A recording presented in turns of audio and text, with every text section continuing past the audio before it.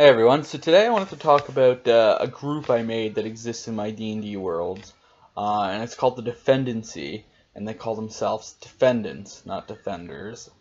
Defendants. My friends berate me for my choices of names often. For whatever reason, I do really like this one's name.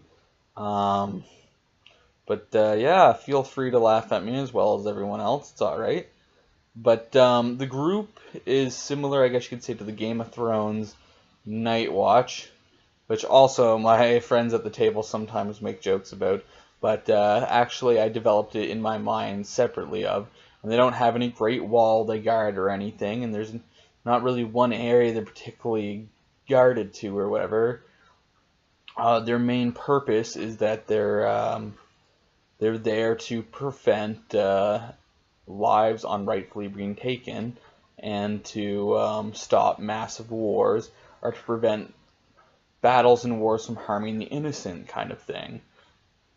So I guess it'd be classified as like a paramilitary, and they mostly consist of criminals. It's very common that the kingdoms or the areas and the realms and nearby or whatever will send them men as way of punishment to those people. And when you join the defendency, you have to swear off any material bonds or anything you own. Any titles are sworn off to you, and you become just a component of the defendency.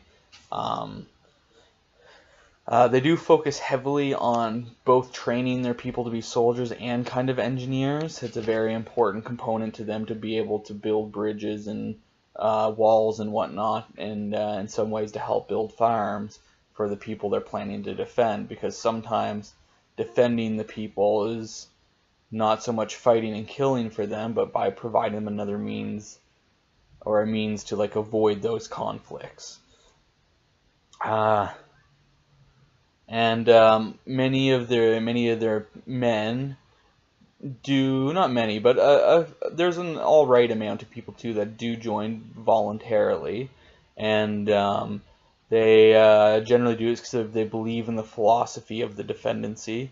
And the defendency has been run differently from each generation, you could say. Sometimes it's been run kind of like having a king, and other times they've had more of a voting on it than a hereditary.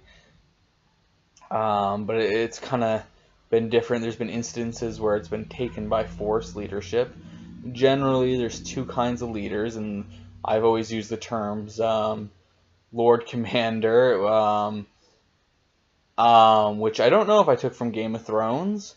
It does sound nice, though, so if I did end up taking that one from Game of Thrones, I don't feel bad because I like that term. And the second leader, which is which I call the Supreme Commandant. And they're kind of the Supreme Commandants mostly to keep the Lord Commander in check, and they also deal with more warfare type things, where the Lord Commander deals with more internal issues and organizing of the defendency.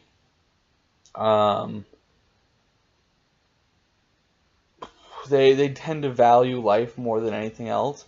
There's been times where they've had, I guess, more criminals and stuff at times that it's made it hard for them to manage their forces, and they spend more time dealing with issues within than actually defending others and helping them, but their purpose are to defend others. Anyways, thank you for taking the time to listen to this story. I really liked explaining it. Thank you.